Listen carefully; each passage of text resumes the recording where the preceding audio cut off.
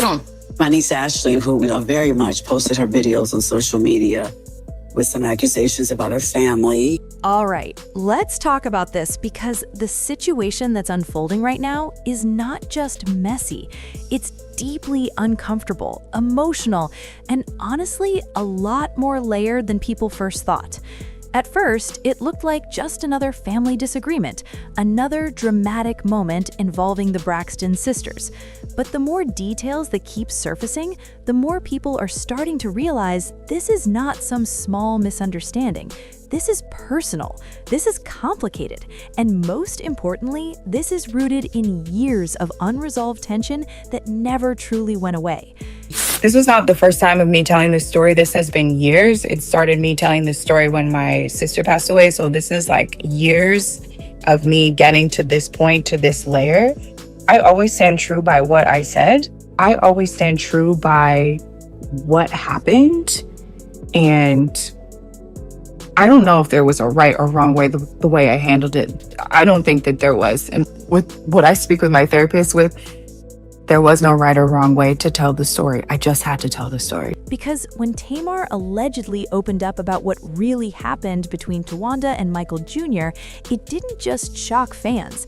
It shook the entire narrative people had believed about the family dynamic. Suddenly, old interviews, old episodes, and old reactions started being re-examined in a completely different light. People began asking questions they had never asked before. Questions about loyalty, questions about boundaries, questions about how much was kept quiet behind the scenes. And here's the thing that makes this even more intense. This isn't just about gossip. This is about trust within a family that has always presented itself as united, supportive, and strong in the public eye. But what nobody expected was for something this sensitive to be brought into the spotlight in such a raw and emotional way. And once it was said, there was no taking it back. Because when truth, accusations, and family history collide, the fallout is never simple. Everyone who's been supporting me, who's been commenting, who's been sharing, who's been telling me stories and writing to me and just being so supportive, I appreciate you so much, way more than you know. It got to be a little bit, and that's to be expected for those of you who just think that I'm just chaos for this. And I did want to come back on and just say that I really hope that this prompted you to have a conversation with your own family and that you decided to give your family or your friends or whoever it is a safe space to be able to talk about this in these conversations, because we normally, typically, and I'm talking about from the African American community, we really decide to sweep these things under the rug, and we have to stop doing that, and we have to have these conversations, and we have to talk about these things in these situations. As much as sometimes I feel like it was negative, it was positive in the sense that we actually had these conversations. So that I'm really grateful for. And another thing that I want to say is that telling your story after being silenced is not an easy task. I wish that I could just beautifully talk about the situation and it makes sense and everything, every piece is put together. It's not how it works. When you've been silenced and when you start telling your story, it's like peeling an onion, Sometimes the first time you tell the story, it's messy, pieces aren't together, but you're finally using that part of your voice to start speaking. And then you peel the next layer off and it gets even easier to talk about. So I wanted to showcase that in itself so that whoever is going through what I'm going through, whoever's been silenced, but they're learning to use your voice, you can understand too that it's not a journey that's just an easy journey. It's something that you have to work on and work towards. And the more you tell your story, the better you get to tell the story. I don't even know if I want to get into it all again, just because there's a lot of things that go into deciding to tell your story. When you decide to tell your story, it's going to affect somebody else, and someone else can feel hurt, and someone else can feel betrayed. And it can lead to so many things. But for me, I am so happy. I feel freer. My voice feels easier. My throat feels lighter. I don't know. I just feel like I don't have to carry this anymore because A, it was never mine to carry in the first place. But I just feel so much lighter. I just feel free. And I'm proud of myself, actually, for what I've done, because it was not easy. It's not easy to do it, but it's also not easy to do it when your family is who they are with the platforms that they have, and then putting it on the TV show. And I also want to commend my own family for doing that as well, because we are really showing you like, what is real life? This is real life. Families go through things. It's ups, it's downs. It's not always easy. It's not always a trajectory to the moon or at an incline of greatness. You have your ups and you have your downs. And so I also appreciate them for even putting it on the show. And as much as a bad rap that it's getting, I really hope, and I've seen it, that we're having these conversations about this topic. It's so important. This was not the first time of me telling this story. This has been years. It started me telling this story when my sister passed away. So this is like years of me getting to this point, to this layer. I always stand true by what I said. I always stand true by what happened. And I don't know if there was a right or wrong way, the way I handled it. I don't think that there was. And with what I speak with my therapist with, there was no right or wrong way to tell the story. I just had to tell the story. And I knew that I was going to get repercussions, and I knew that I was going to get backlash, and I knew that I wasn't always going to be supported, but it wasn't about anybody else. It was all about me. And now there's this part of me that's just prepare my body for kids, that I just get to pass on a legacy to my kids where I'm not holding on to that anymore. It's not inside of me. It doesn't live within me. And I always want my kids to have something better than what I had. Truly, I've forgiven everybody in this situation.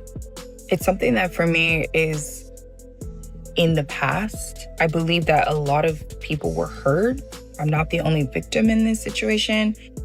But I just really hope that if you're a mom, if you're an aunt, if you're a woman, that you can make the choice to just listen to the other person or the child actually in this situation, because it was a child, that you're able to sit with the child, give them a safe space to talk, listen to them, and make a judgment of how to handle the situation that gives the child safety. I didn't have safety within my family or within my home. I didn't have I wasn't safe. I was not safe. I don't ever want another woman to feel like that, especially if you're a kid and something happened to you that you didn't ask for and you've just had to deal with it. And I think that anybody who has been silenced, who has had something happen to them, I just hope that my story shows you that it's not always easy.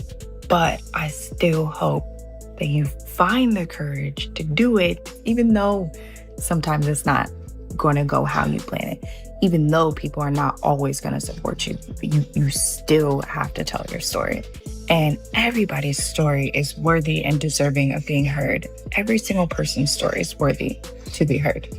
So I just hope that I'm a real example of what happened in any family. Use me as an example of like, what's the worst that could happen? Because it wasn't even that bad, but use me as an example for you if you need to tell your story. Use me.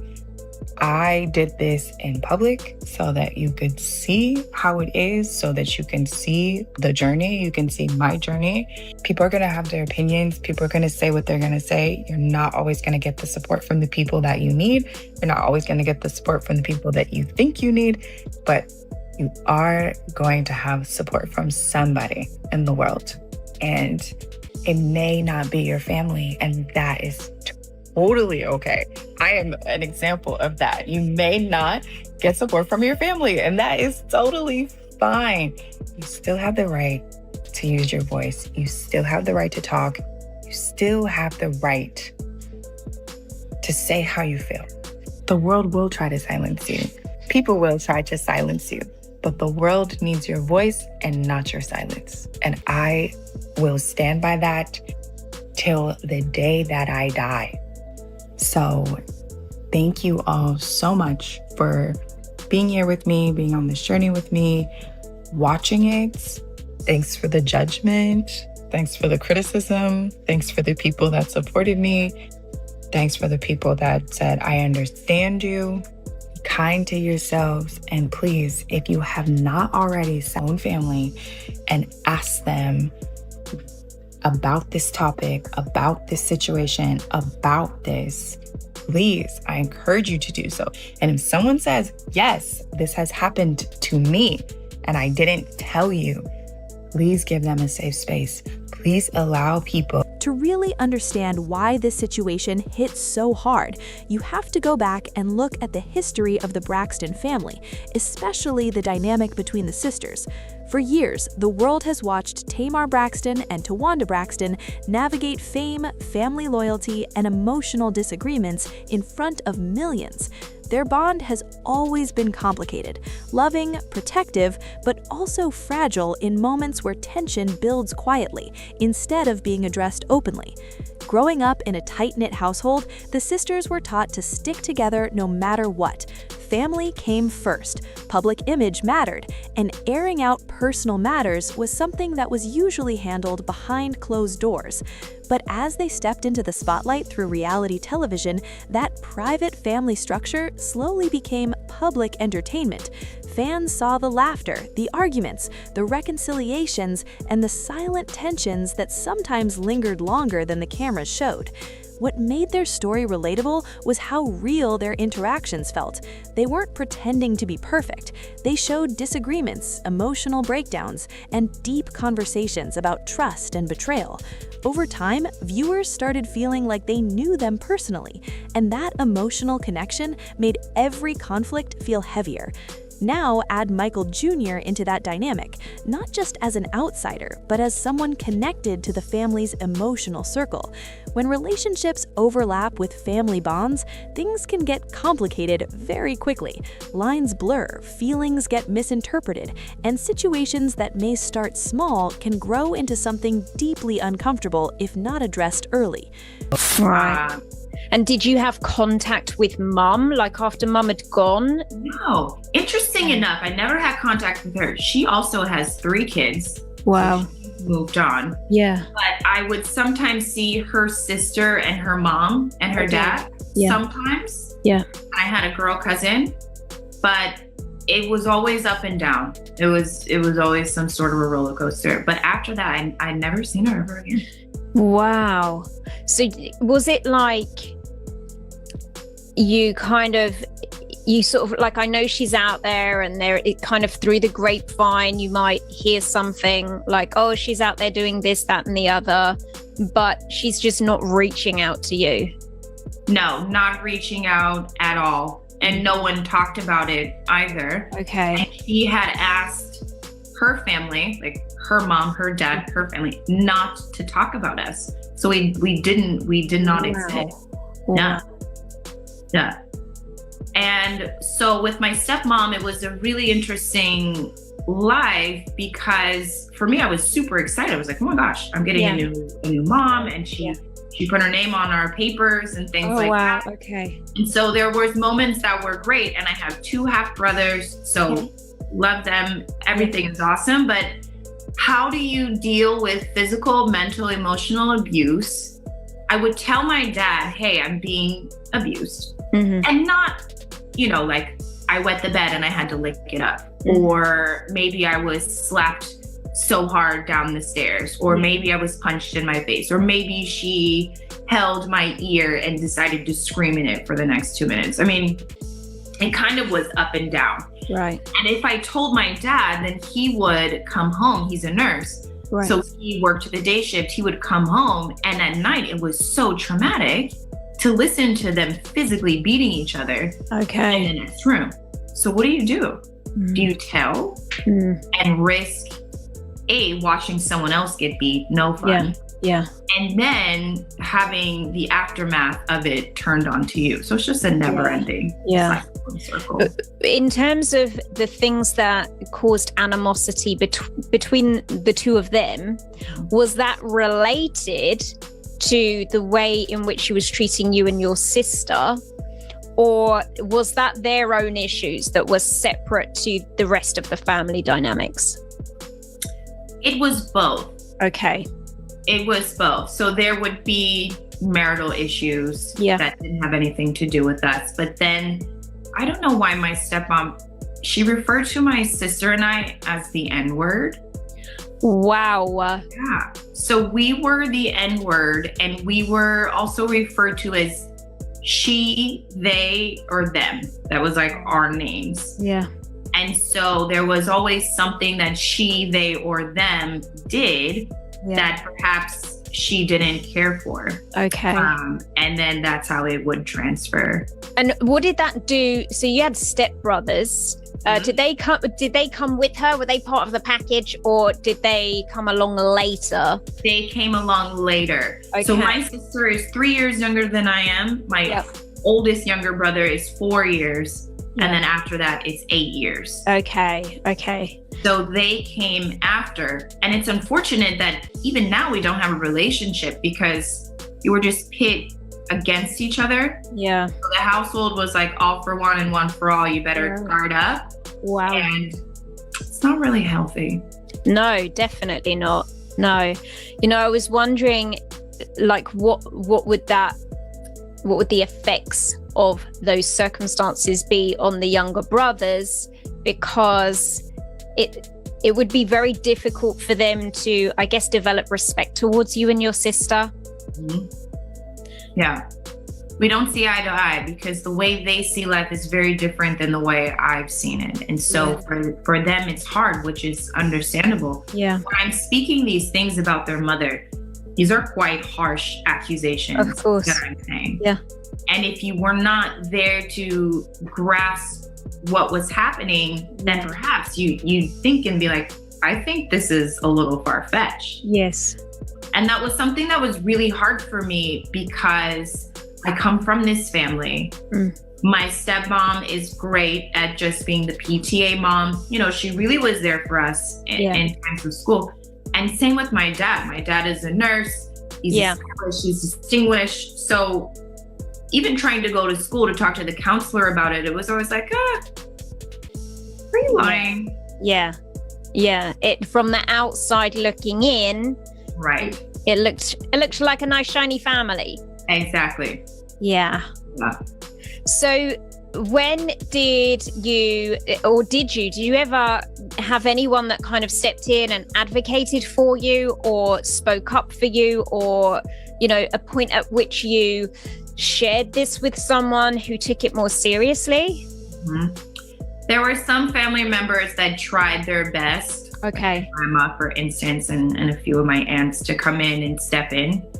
But, you know, I'm never angry or upset with them. They tried their best. It was the moment where my dad would come back and say, like, hey guys, this is her house too. So they would come up to our house and they would confront my stepmom and be like, what is happening here? Yeah.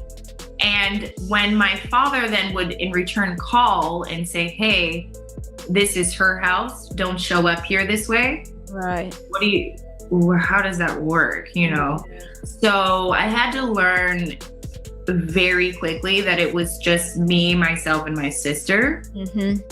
And for the longest time, I didn't see that my dad was a part of the picture of the problem. Yeah. I just thought it was my stepmom.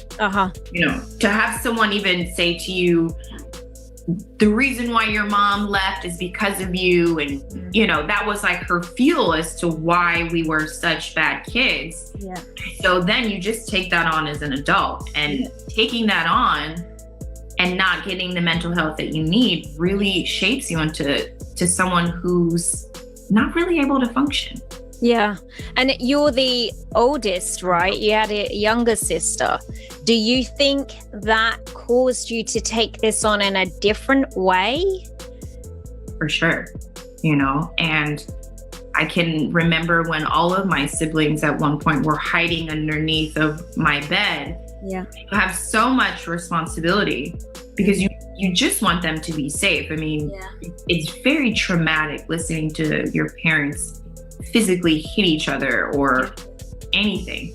Yeah. But then there's also that weird sense in our family of where one for all. Mm-hmm.